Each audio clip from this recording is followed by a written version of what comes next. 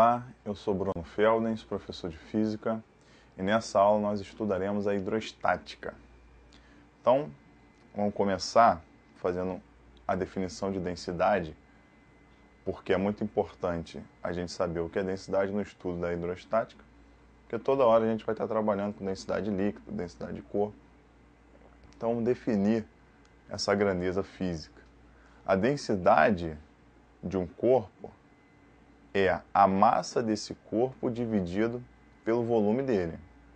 Então você tem aí no slide um bloco, um paralelepípedo, tem um certo volume possível de calcular, só medir o volume dele. A gente calcula o volume.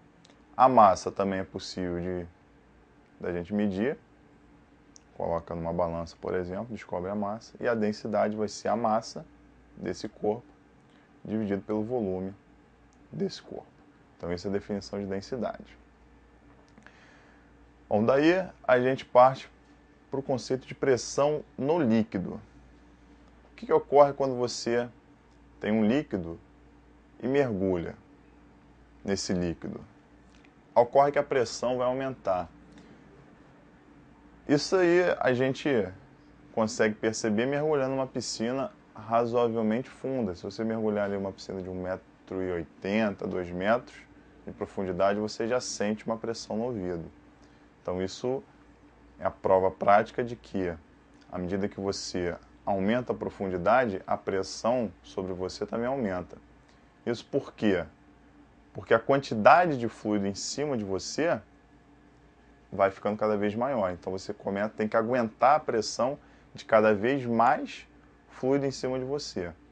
Imagina você cheio de livro, um monte de livro na sua cabeça.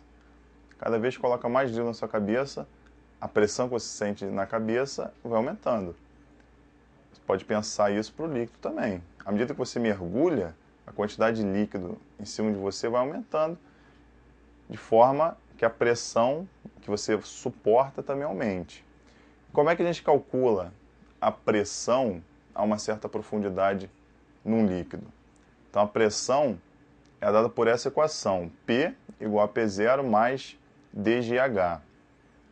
P é a pressão na profundidade que você quer saber. Esse P0 é a pressão atmosférica. Porque, repara, à medida que você mergulha, além de você suportar a pressão do líquido acima de você, em cima do líquido a gente tem um ar. E o ar também está exercendo pressão.